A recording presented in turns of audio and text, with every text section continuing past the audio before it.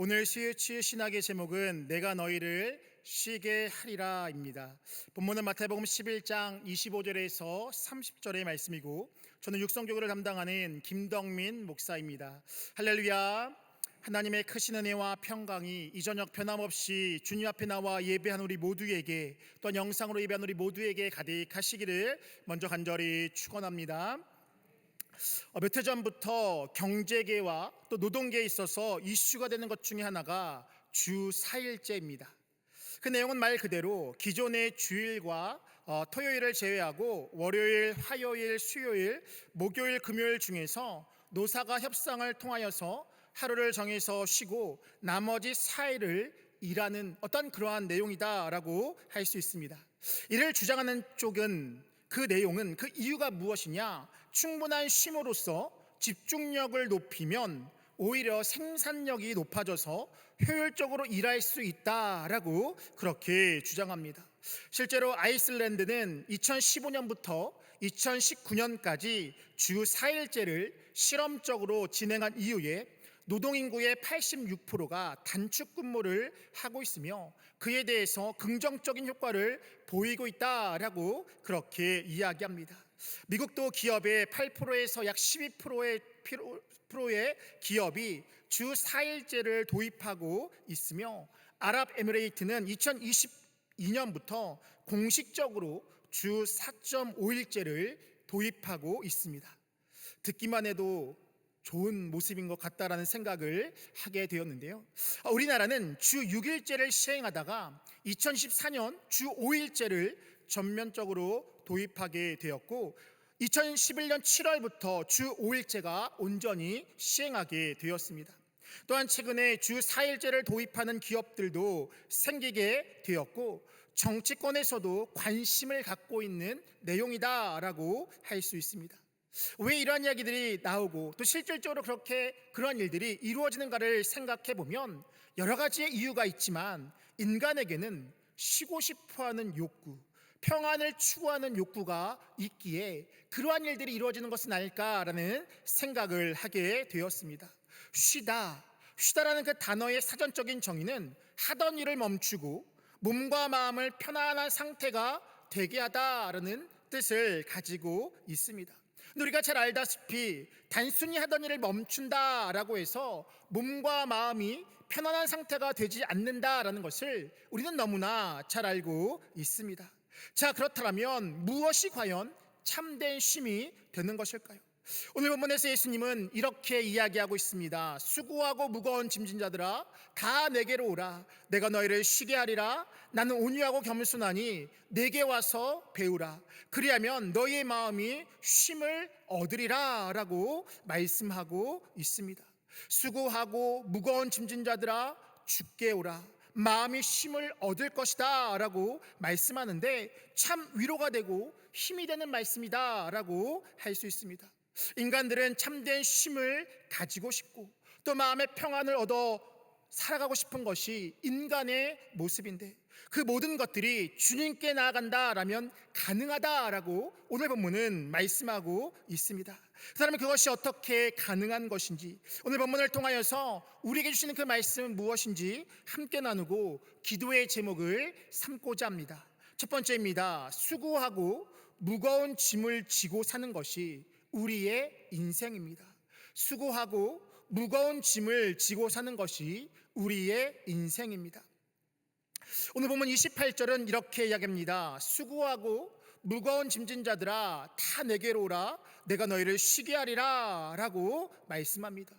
예수님께서 수고하고 무거운 짐진 자는 자신에게 나오라 라고 그렇게 분명하게 말씀하고 있습니다.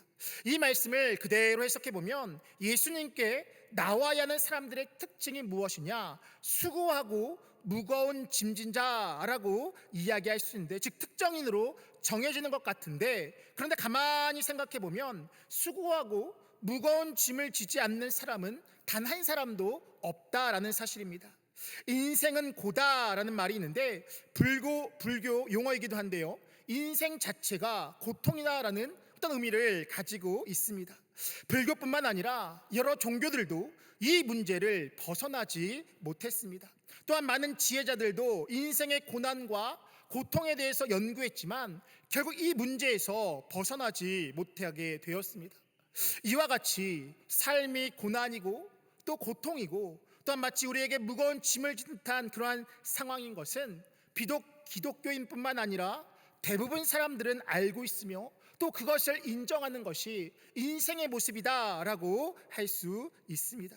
즉 모든 사람 가운데는 고난과 고통이 있다라는 것, 단지 그 고난과 삶의 문제를 해결할 방법을 모를 뿐이지 우리의 인생이 그와 같다라는 것을 모든 사람들은 인정하고 있다라는 것입니다. 그래서 사람들은 수양을 하기도 하고 또 공부를 하기도 하고 진리를 찾기에 갈급한 것이 사람들의 모습이었습니다. 그런데 분명한 것은 무엇이냐? 인간의 수양과 노력과 공부로는 그 짐을 절대로 내려놓을 수 없다라는 것입니다. 왜냐하면 인간의 짐의 문제는, 인간의 고통의 문제는 죄의 문제와 연결되어 있기 때문입니다. 이 죄라는 존재는 인간을 속박하고 정죄하고 염려하게 하고 부정적인 모든 상황들을 만들어냅니다.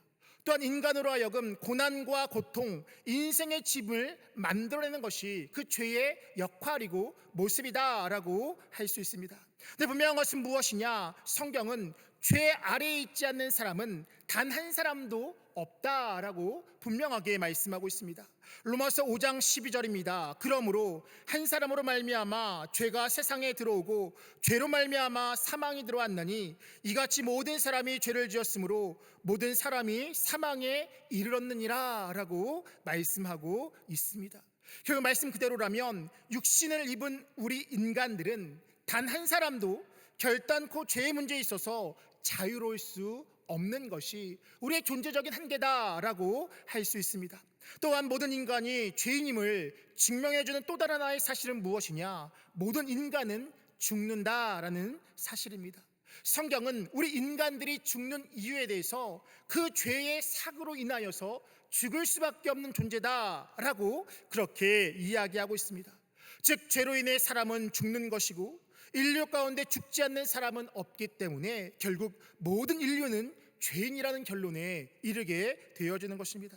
그렇기에 죄로 인한 인생의 짐과 고통은 필연적으로 우리의 인생 가운데, 육신을 입은 모든 인생들 가운데는 주어지게 되는 하나의 요소다라는 것입니다. 얼마 전에 이렇게 샤이닝 퀴즈를 이렇게 오는데, 아이를 데리고 오는데요, 아이들의 이야기를 하는 것을 듣게 되었습니다. 참 고된 하루였어. 어린아이조차도요 고되다라고 이야기합니다. 참 힘든 하루였다라고 그렇게 이야기합니다. 그럼 무엇일까요? 남녀노소를 불문하고서 우리의 삶 가운데는요 고된 것이 우리의 인생의 모습이다라고 할 수 있습니다. 그렇게 오늘 본문에서 수고하고 무거운 짐진 자가 이야기하는 것은 무엇이냐? 결국 우리 모두를 지칭하는 것이다 라고 할 수 있습니다. 수고하고 무거운 짐진 자의 원어적인 표현을 보면 누군가에게 의해 무거운 짐을 진 채 계속해서 지쳐있는 자를 의미한다라고 이야기합니다.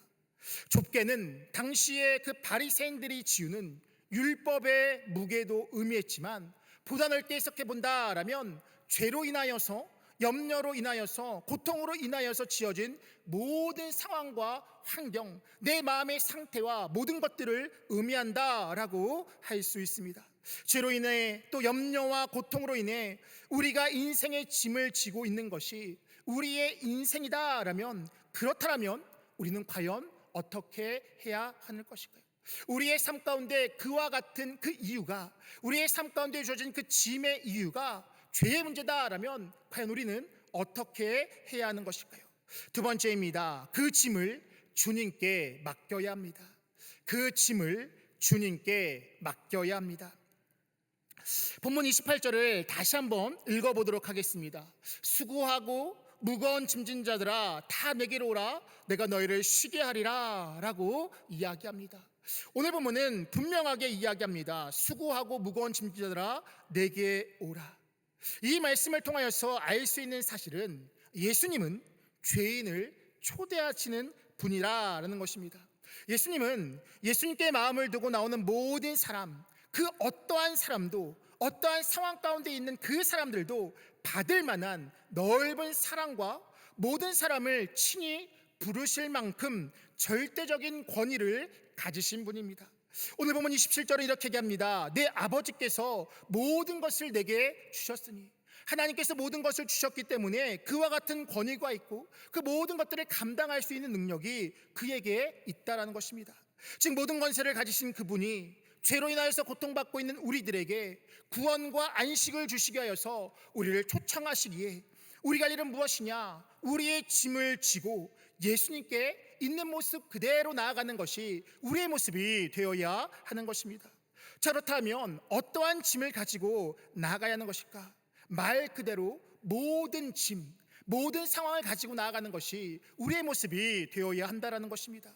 과거에 지어졌던 짐들, 현재 나를 억누르고 있는 짐들, 또 미래에 지어질 짐들, 그 모든 것을 가지고 나아가는 것이 우리의 모습이 되어야 하고, 그럴 때 참된 평안과 안식을 누리며 우리 가운데 진정한 기쁨을 누리게 된다라는 것입니다. 먼저 과거의 짐은 무엇이냐? 후회와 회한, 죄책감과 실패의 경험 등을 들 수 있습니다. 그렇게 하지 말걸, 다시 그때로 돌아갔으면 좋겠을 텐데 라고 할 때가 있습니다. 소위 말해서 이불킥을 한다라고 이야기하는데요, 도대체 내가 왜 그때 그랬을까, 그렇게 후회할 때가 있고 죄책할 때가 있다라는 것입니다. 근데 분명한 것은 무엇입니까? 우리는 그때로 절대로 돌아갈 수 없다라는 사실입니다. 자, 그렇다면 우리는 그러한 죄책과 후회, 한탄으로부터 어떻게 자유로울 수 있느냐? 주님 앞에 그 모든 것들을 고백하고 내려놓는 것입니다. 그럼 무엇이냐? 내 선택을 넘어서는 하나님의 절대적인 주권을 인정해야 한다라는 것입니다. 내가 잘못했던 것 같아 보일지 모르지만, 그러나 그 모든 것도 보다 크신 하나님의 관점으로 본다라면 하나님께서 허락하셨기 때문이라는 이 절대적인 믿음을 하나님 앞에 가지고 나아갈 때에 우리의 삶 가운데 그와 같은 짐을 내려놓을 수 있게 된다라는 것입니다. 예를 들면 이런 것입니다. 한 권사님과 대화를 나눈 적이 있는데요, 그 내용이 이렇습니다. 그분이 이런 얘기를 하십니다. 예수님께서 지시는 짐이 참 무거울 것 같다라는 어떤 그러한 내용이었습니다. 반면에 예수님을 잘 믿는 사람의 짐은 가벼워지게 될 것 같다라는 어떠한 그러한 내용이었습니다. 그래서 제가 왜 그러냐라고 물었을 때에 이런 말씀을 했던 기억이 있습니다. 예수님을 잘 믿는 사람들이 하는 고백 중 하나가 뭐냐면, 실패 가운데, 막힘 가운데 이렇게 고백한다라는 것이죠. 하나님의 뜻이 아닌가 봐요. 사업을 하는데 실패를 하게 됩니다. 그러면서 하는 말이 무엇이냐? 하나님의 뜻이 아닌가 보다라고 이야기하면서 툴툴 털고 나아가게 된다라는 것입니다. 자세히 살펴보면 자신의 실수와 자신의 어떤 그것으로 인하여서 실패되었는데 그 모든 상황들 가운데 하는 말이 내 뜻이, 하나님의 뜻이 아닌가 봅니다 라고 하면서 그 실패를요 하나님 앞에 던져 놓는다라는 것입니다. 실패의 원인이 나한테 있는데 그 실패의 원인을 하나님 앞에 올려드린다라는 것. 내 가는 길에 막힘이 있고 자녀가 가는 길에 막힘이 있을 때 그때 하는 말이 무엇이냐? 하나님의 뜻이 다른 데 있는가 봅니다 라고 이야기하면서 그로부터 자유함을 얻는 것이 믿는 자들의 모습이 아닐까라는 어떤 그런 이야기라는 것을 듣게 되었습니다. 그러면서 하는 말이 무엇이냐? 예수님을 잘 믿고 온전히 믿는 사람은 그렇기 때문에 그 사람의 짐은 가벼워지게 되는 것이고 그 짐을 맡게 된 예수님은 무거워진다라는 어떤 그러한 논리의 내용이었습니다. 자, 말씀을 준비하면서 어쩌면 이것이 우리의 과거의 짐을 예수님께로 드리는 모습은 아닐까라는 그러한 생각을 하게 되었습니다. 우리의 삶 가운데 실패와 좌절을 내 실패와 내 좌절로 만드는 것이 아니라 하나님의 절대적인 주권을 인정하며 나아갈 때에 그 또한 하나님께서 허락하셨기 때문에 내 삶 가운데 펼쳐졌다는 것을 인정하며 나아가는 것, 그럴 때에 우리 가운데 그 막힘과 그 실패와 그 좌절로부터 자유함을 누리게 된다는 것입니다. 즉 하나님께서 내 삶에 행하시는 철저한 주권을 인정하고 그 실패마저도 내 삶 가운데 있었던 그 어려운 시간마저도 하나님의 주권을 인정하는 것이 과거로부터 자유함을 얻는 모습인 줄 믿습니다. 내가 한 것이 아니라 하나님께서 허락하셨기에 그 일들이 이루어졌다라면 우리가 할 일은 무엇이냐? 그 주권을 인정하고 거기에 매여 있는 것이 아니라 하나님 앞에 나아감을 통하여 그 모든 것들을 쏟아놓고 새로운 믿음의 발걸음을 내딛는 것, 이것이 바로 우리의 모습이 되어야 하는 줄 믿습니다. 또한 우리는 미래의 짐을 하나님 앞에 내려놓아야 합니다. 과거의 짐이 후회와 한탄이라면 미래의 짐은 아마도 염려와 두려움일 것입니다. 즉 사람들은 이루어지지 않을 일들에 대해서 염려할 때가 참 많이 있습니다. 미국 펜실베니아 주립대학교의 연구팀이 불안장애를 겪는 사람들을 대상으로 조사한 그 결과에 따른다라면 걱정했던 일의 91.4%는 실제로 일어나지 않았다라고 그렇게 이야기합니다. 그러면서 무엇이라 이야기하느냐? 나머지 8.6% 정도도 실제로 발생했는데 그 중에서도 상당수는 본인이 예상했던 것보다 훨씬 수월하게 해결되거나 결과가 그렇게 나쁘지 않았다라고 그렇게 이야기합니다. 결국 무엇이냐? 우리의 인생의 삶 가운데 그 자체, 우리의 삶의 걱정 그 자체가 문제다라는 것을 우리는 기억하며 나아가야 하는 것입니다. 그래서 성경은 이렇게 얘기합니다. 마태복음 6장 27절부터 37절의 내용은 이렇습니다. 너희 중에 누가 염려함으로 그 키를 한 자라도 더할 수 있겠느냐? 또 너희가 어찌 유복을 위하여 염려하느냐? 오늘 있다가 내일 아궁이에 던져지는 들풀들도 하나님께서 이렇게 입히시거든 하물며 너희일까 보냐? 믿음이 작은 자들아 라고 이야기합니다. 염려하지 말라라고 이야기하면서 하나님을 믿으라 라고 이야기합니다. 그러면서 덧붙여지는 실질적인 삶의 모습이 무엇이냐? 먼저 그의 나라와 그의 일을 구하라. 그러면 이 모든 것을 너희에게 더할 것이다 라고 말씀하고 있습니다.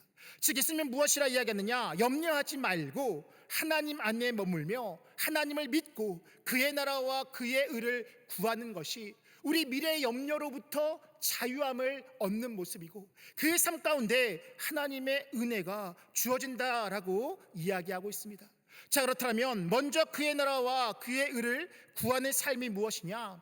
여러 가지로 설명할 수 있지만 한마디로 정의한다라면 예배이고 예배의 삶인 줄 믿습니다. 우리가 주를 위하여서 예배의 삶을 살고 더 나아가서 예배를 드렸더라면 예배자의 삶을 살아가다 보면 우리의 삶 가운데 염려했던 결과가 나타나는 것이 아니라 이 모든 것들이 더해지는 은혜가 우리의 삶 가운데 주어지게 된다라는 것입니다. 그렇기 때문에 우리가 할 일은 무엇이냐? 염려에 사로잡히는 것이 아니라 하나님께 집중하며 나아가는 것, 염려에 사로잡혀 두려움에 넘어지는 것이 아니라 그의 나라와 그의 일을 구하며 나아가는 것, 이것이 바로 우리의 모습이 되어야 할 줄 믿습니다. 빌립보서 4장과 6절 7절은 이렇게 합니다. 아무것도 염려하지 말고 다만 모든 일에 기도와 간구로 너희 구할 것을 감사함으로 하나님께 아뢰라. 그리하면 모든 지각에 뛰어난 하나님의 평강이 그리스도 예수 안에서 너희 마음과 생각을 지킬 것이다 라고 말씀합니다.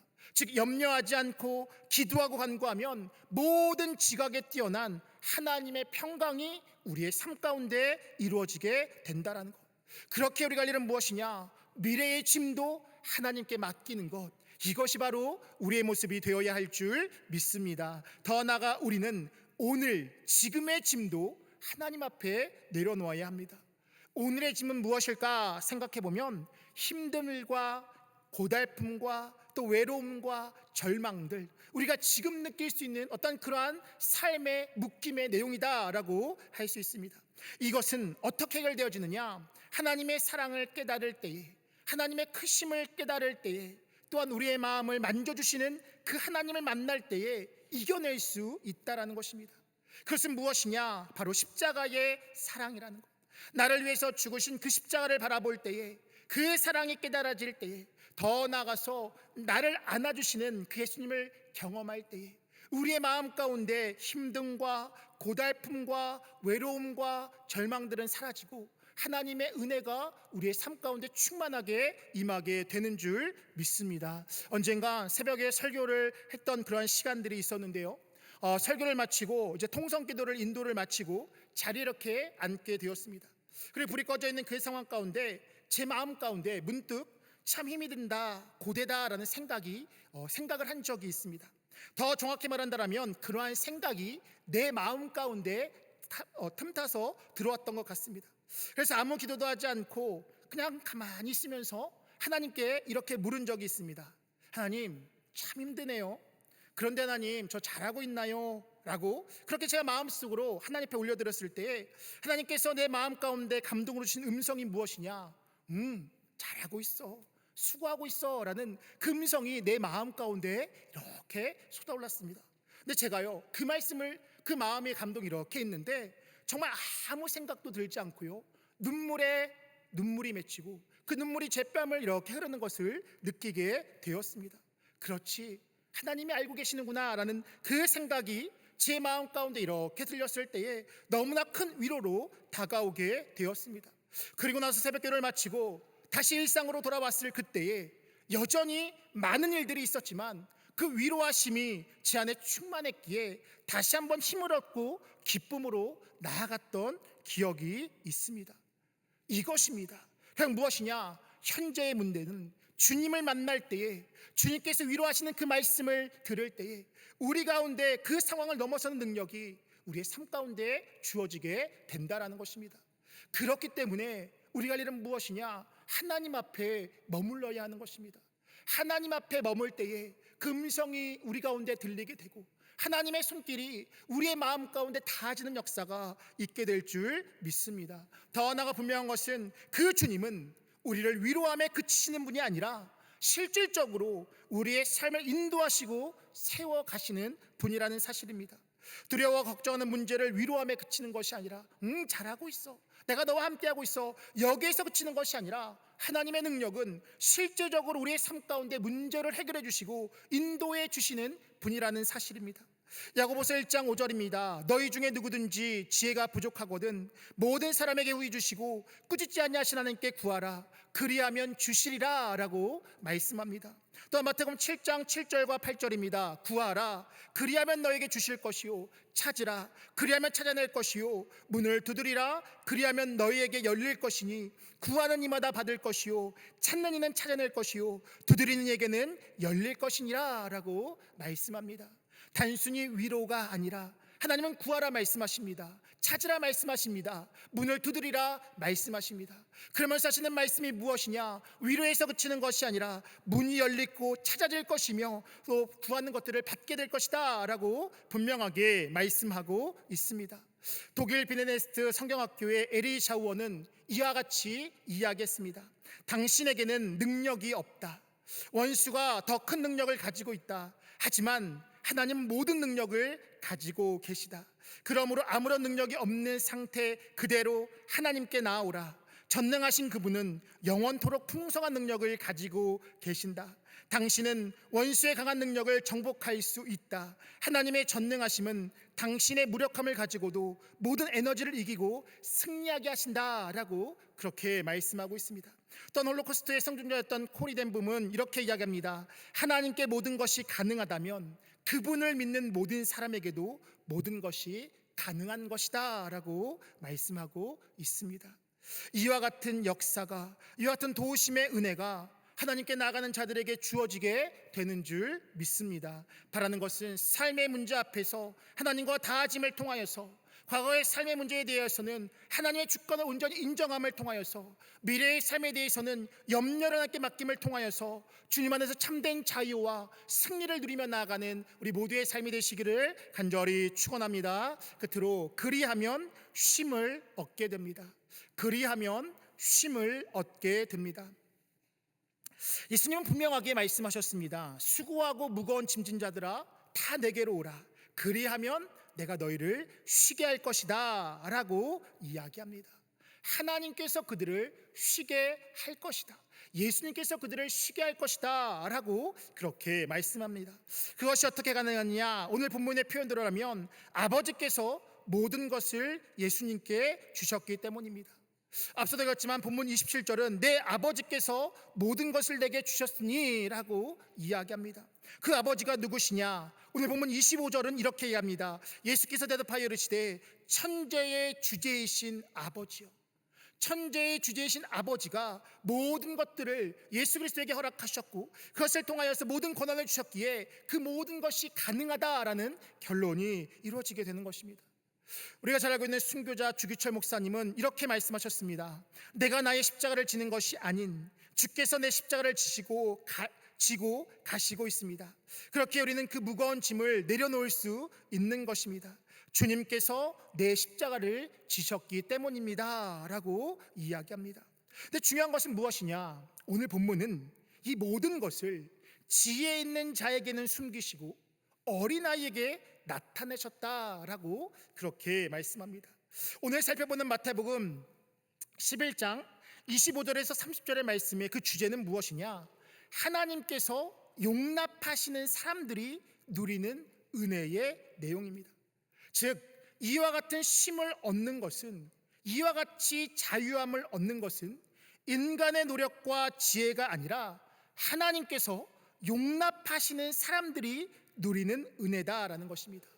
지혜 있는 자에게 감추셨고 어린아이에게 나타나게 하셨다라는 것은 인간이 아니라 하나님께서 용납하신 자들, 다시 말하면 이 주도권이 하나님께 있다라는 것입니다.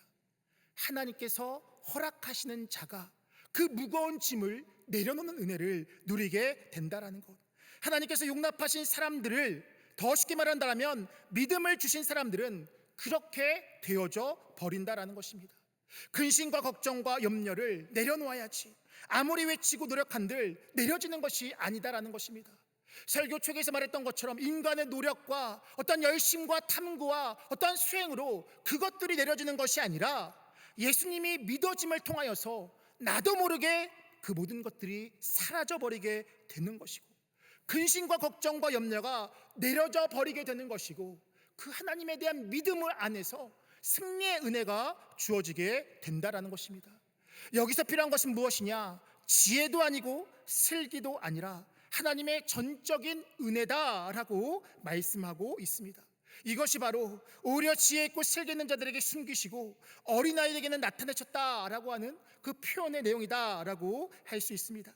즉 구원과 깨달음은 인간의 노력이 아니라 하나님의 전적인 은혜이며, 우리의 무거운 짐을 내려놓고 참된 안식을 얻는 것은 전적인 하나님의 은혜인 것이지 절대적으로 우리의 지혜와 슬기, 능력과 또 우리의 어떤 노력이 아니다라는 것입니다.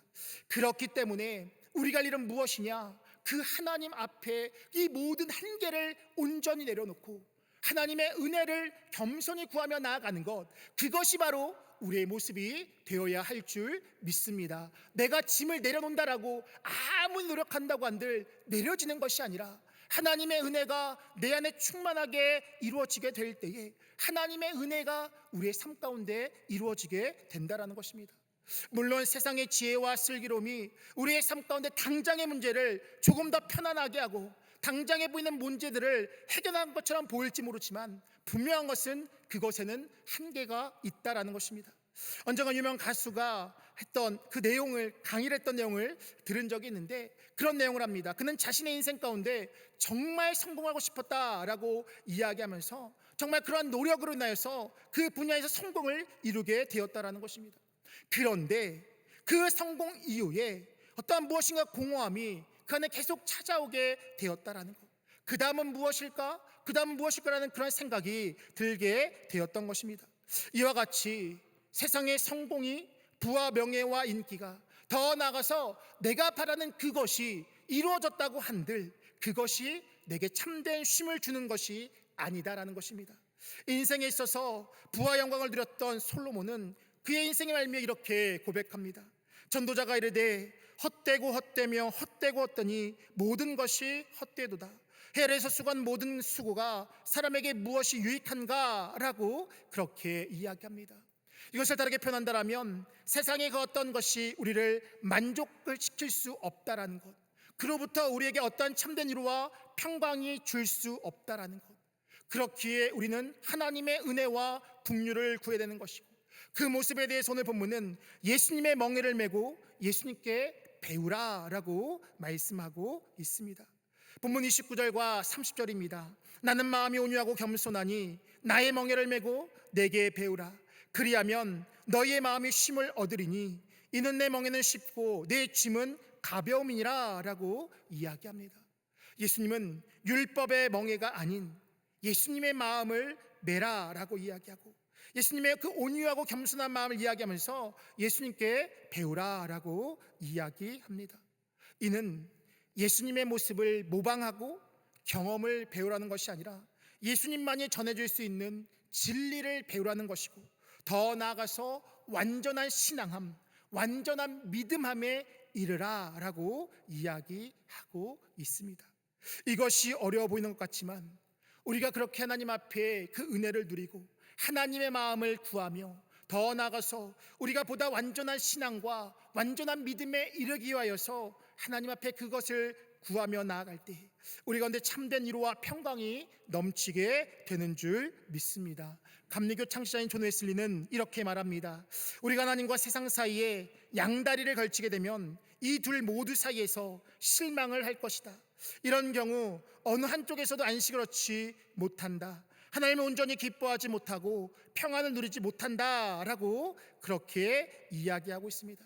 즉 세상과 하나님 사이에서 재는 것이 아니라 우리가 하나님 앞에 온전한 믿음에 이를 때에, 하나님을 온전히 따를 때에 우리 가운데 참된 평안과 안식을 누리게 되는 줄 믿습니다. 바라는 것은 100% 우리의 삶의 모든 것들을 예수님께 맡기는 우리 모두가 되시기를 간절히 축원합니다. 세상과 하나님 사이의 양쪽으로 다리를 걷는 것이 아니라 하나님께 온전히 나감을 통하여, 하나님의 온전히 믿음을 통하여, 더 나아가서 그 하나님의 은혜를 구함을 통하여 우리의 삶의 문제 가운데 자유함을 누리고 더 나아가서 승리의 삶을 살아가는 우리 모두의 삶이 되시기를 간절히 축원합니다. 기도하겠습니다.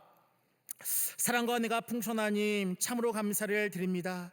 이 시간 주의 말씀을 듣고 우리의 삶을 돌아보며 또 다시 한번 깨닫게 하시니 참으로 감사를 드립니다. 우리의 힘으로 어떻게 할 수 없는 죄의 문제, 삶의 문제를 주님 앞에 다 내려놓게 하여 주시고 우리와 동행하시는 주님을 온전히 의지함으로 놀라운 은혜와 복을 누리며 나아가는 우리 모두가 되어줄 수 있도록 인도하여 주시옵소서. 그리하여서 진정한 자유와 평안을 누리며 나아가게 해주시고 기쁨과 감사함으로 살아가는 우리 모두가 되어줄 수 있도록 인도하여 주시옵소서. 감사드리며 예수님의 이름으로 기도하옵나이다. 아멘.